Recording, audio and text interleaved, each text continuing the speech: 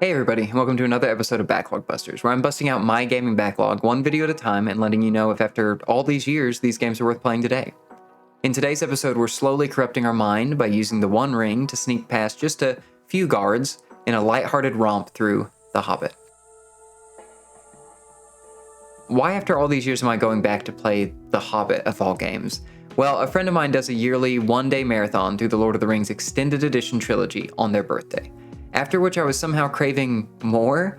I thought I might go reread the Hobbit book, which I loved as a kid, or maybe go rewatch that long trilogy of movies and see if it was better than I remembered.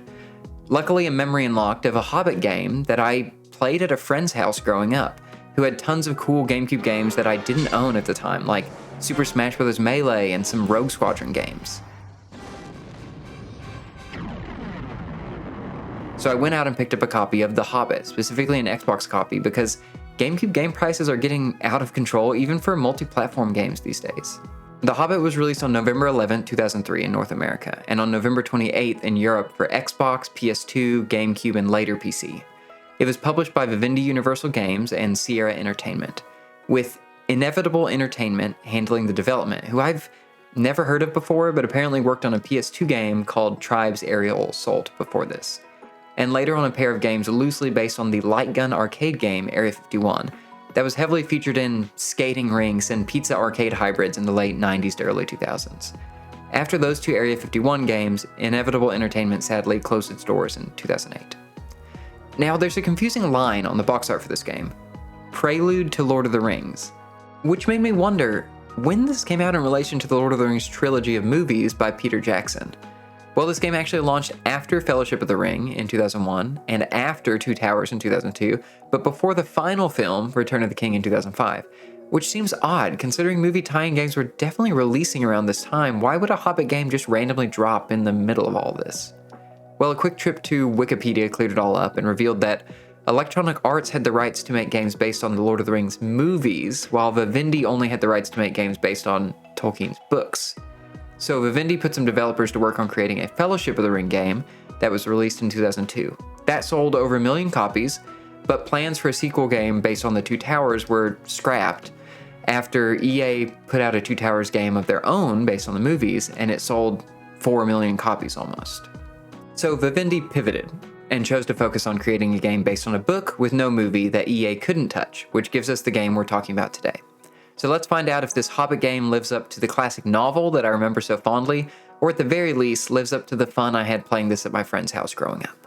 The first thing that jumped out to me in this game was the graphical style. Bilbo and his mess of curly hair look great, the world is colorful, starting with the bright green Shire covered in flowers, and even as you head into dark caves, they're lit with glowing rocks and mushrooms. There's just enough pops of color, unique designs, and really nice vistas in this game that show off the art direction and holds up really nicely today. There are also a bunch of small in-game cutscenes that are silly and animated in a fun and exaggerated way, almost Saturday morning cartoon kind of way. I think that all of this works really well at being something that can appeal to both kids and adults, kind of like the book it's based on. Now, there are some discrepancies, with the CG cutscenes having weirdly extra smoothed out characters that lack the style of the characters when you're actually playing the game, making them look kind of bland. Not sure if they were trying to draw in older Lord of the Rings fans with these cutscenes being more dark, dramatic, action-packed, or what's going on here. Then there's also the intro to each level, which is made up of what looks like a children's book, but again, this lacks some of the style from the characters you see in-game as well. These seem to point more towards wanting to draw in a younger crowd of fans, maybe? To me, it just seems like there wasn't a clear vision of this game being made for a younger audience or an older audience or both. Regardless of that, most of what you see in-game, the characters, cutscenes, and the level art on display are some of the main reasons this game stuck in my memory for all these years. Now, it's been a while since I've reread The Hobbit, but this game seems extremely faithful to that story, which would make sense considering Vivendi had gotten the book licensing rights from Tolkien Enterprises. Bilbo will encounter the three trolls, with Gandalf saving the day by imitating the trolls' voices, causing them to fight until morning when they turn to stone. Even being accurate to the fact that Bilbo uses a key from the trolls which unlocks a cave containing the sword Sting. Maybe it's low-hanging fruit to stay close to the source material, as apparently the developers had access to both Tolkien Enterprises and some Tolkien scholars to assist with the game's story. But I really appreciated how accurate this felt to the book, while obviously expanding some areas and events to make room for interesting levels along the way. And as someone who would like to read books more frequently, but falls asleep after about 2 pages, this was a quick refresher on the reasons I enjoyed the book and Bilbo's adventure in the first place. The developers did a really good job of translating Bilbo's skills and abilities from the book into something that works in a game. There's a mix of light platforming, like combat, with a heavy emphasis on collecting pretty much anything and everything you see. The light platforming involves Bilbo's pretty basic set of moves, as he can jump, climb, shimmy, but there are 2 more interesting moves in here. A sneak that I found barely useful except for walking across some narrow platforms, where a slower walking speed made things a little easier, but it fits the character. Then you've got a kind of long jump ability, where Bilbo's walking stick / weapon, before you find a sword at least, can be used to pole vault you across longer gaps. And I thought this was just such a great way to give Bilbo more platforming options, while also giving you more of a use for a weapon soon to be one-upped in combat by a sword. And I think it also fits the character really well. Rather than just saying Bilbo was known for his long jumps, which is something Mario's been telling everyone about himself for years, it's using the tools Bilbo has in an interesting way that benefits the game. You'll also gain access to the One Ring later in the game, and I'm not quite sure if it fits into the platforming or combat category, but allows you to turn invisible for a limited time. But other than some story segments that required its use, I barely put this thing on, because unless you want to slowly trudge through a level, enemies can still see and attack you when invisible if you're not slowly sneaking past. So besides a few sections of a few levels, stealth didn't really feel like a viable option, or encouraged as far as I could tell. The light combat is nothing to write home about. You've got a jump attack with your walking stick being weaker, but a larger area of effect, with your sword being stronger, but smaller. You also have some rocks you can throw from a distance, and that's pretty much it. The largest emphasis in this game is on collecting everything you see, which, even if you were tired of the collectathon style of 3D platformers around this time, it's a good fit for a Hobbit that's only brought on the adventure in the first place because of their supposed burglary skills. You need a burglar. And those skills will be put to the test, as there's a lot to collect. These glowing gems are called courage points, and as you collect them, a blue meter starts to fill up. Collect enough, and Bilbo's courage will increase, with the most Diablo-esque golden level up animation, which gives you 1 extra hit point, and those are permanent upgrades to your health, so you'll be wanting as many of those as possible for the fights ahead. Then there are silver coins, which don't do anything in the levels you find them in, but can be spent at a shop that's accessible between levels. This lets you upgrade your health potion carrying capacity, which is vital for later. Even though early in the game this seemed useless to me, you can also buy extra carrying capacity for your rocks, pay to increase your hit points as well. Everything else in the story is a single-use item that you can stock up on in between levels, but most of the time I found plenty of these in the levels themselves.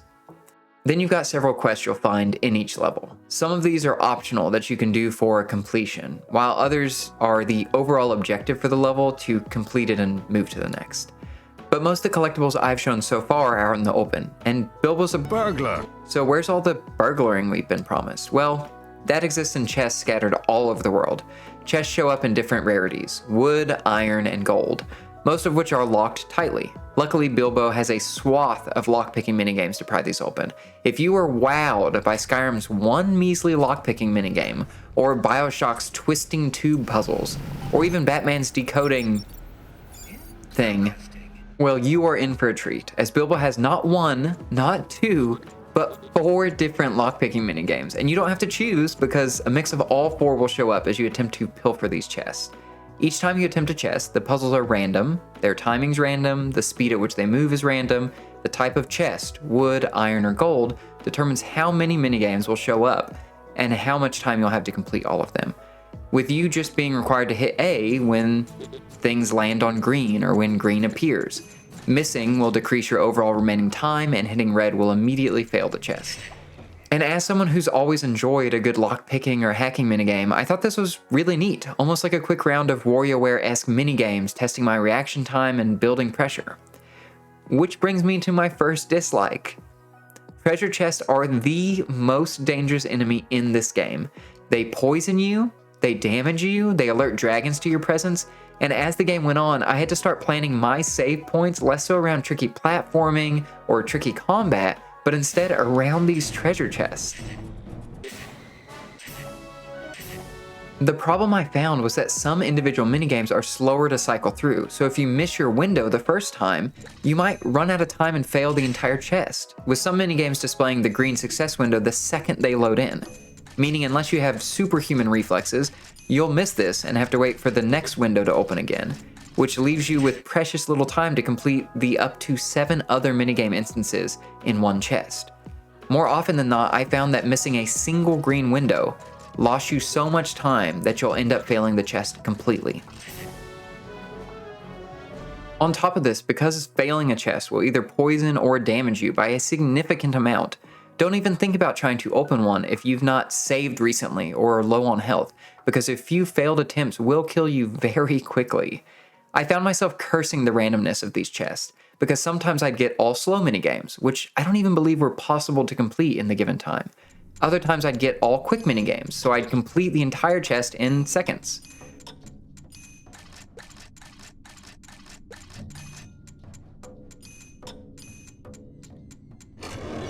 Also, I'm not sure if it's just my TV, but the timing for hitting the green window is so small on gold chests later in the game.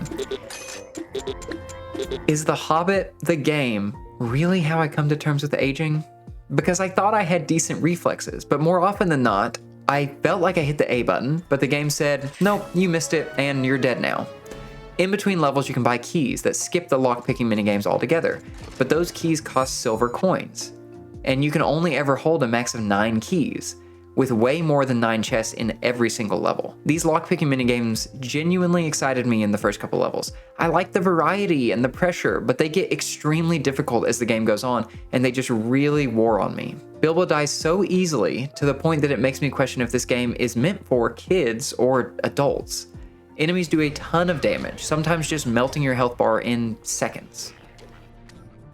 Shallow water means instant death, while slightly shallower water is fine.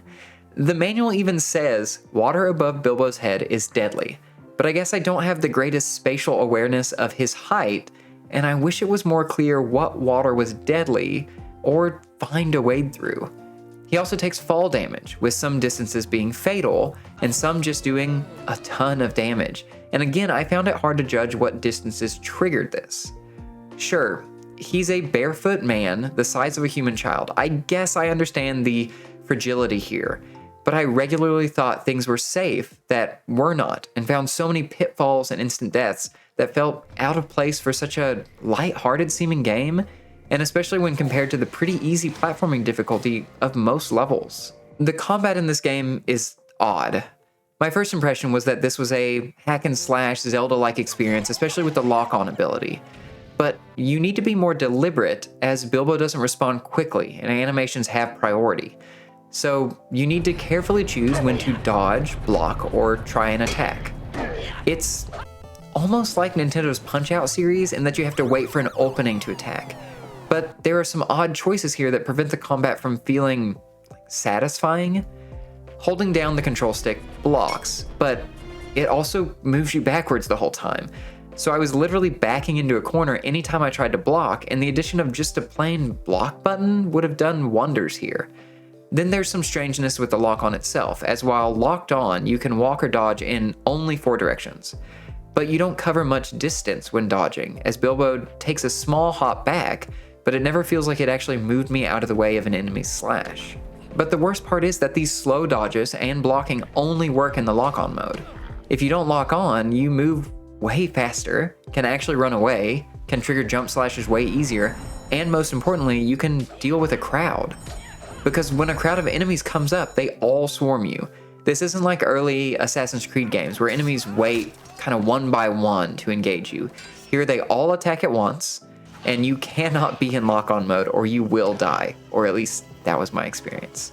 Disengaging lock-on so that you can move faster, spam jump slash, and try to draw enemies into better areas for battle all worked way better for me in almost every single combat encounter.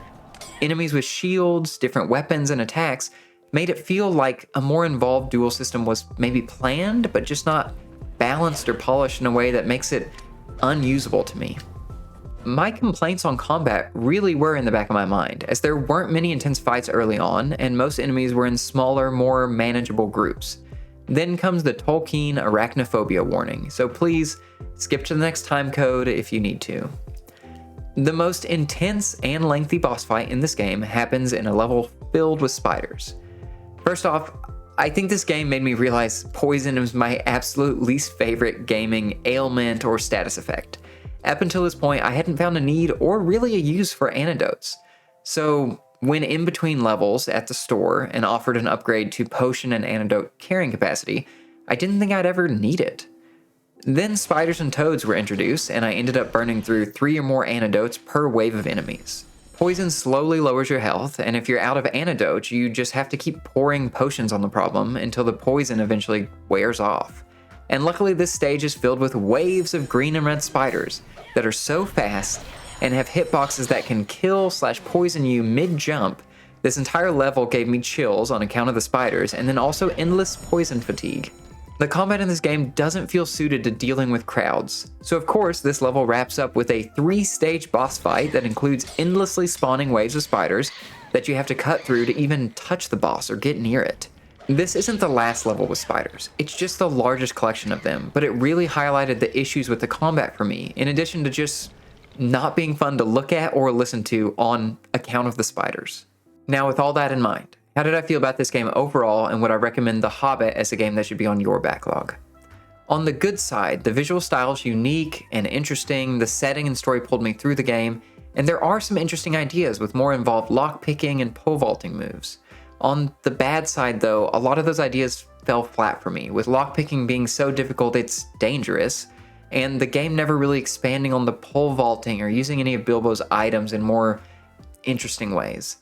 The game is filled with things that can kill you instantly, with what felt like a lack of warning. And the combat left me feeling unequipped to deal with most enemies. This all comes together to form a recommendation of, no, I just wouldn't recommend this for most people to put on their backlog. There's some cool stuff here, and it's wrapped in a great story, but I just found it mostly more frustrating than fun. Now, I was drawn to collect, fight, and open almost everything in this game, so you may be able to skip past more frustrating parts that I encountered, but unless you really just have to experience The Hobbit in a different way than you're used to, I think there are a lot more games more proficient at what The Hobbit is attempting here. And I'll throw out my normal message. My opinion on this game is not meant to tarnish any fond memories you have of playing this game, or that I had. If you loved or still love this game, please tell me why in the comments below. I'd love to hear about your experience and talk about the parts that I also really liked. If you're interested in playing this game, there aren't any modern options available. You can pick up a used copy on the original Xbox, GameCube, PlayStation 2, or the PC, but digital storefronts across all consoles and PC do not carry the game. And I have to imagine part of the reason is probably due to complicated licensing between the original developer, publishers, and Tolkien Enterprises. But that's it for this episode of BacklogBusters. Have you played The Hobbit? What did you think? Is it a must-play game in your opinion? Does it deserve to be on others' backlogs? Let me know in the comments below. I'd love to talk more about it. Also, let me know if you have any suggestions for what game you think I should clear off my backlog next, and I'll work to make a video on it. If you enjoyed this video, please hit the little thumbs up button and subscribe. And if you want to get alerted whenever I get done editing my next video, don't forget to hit the bell icon. And as always, thank you so much for watching, and see you in the next video. Bye.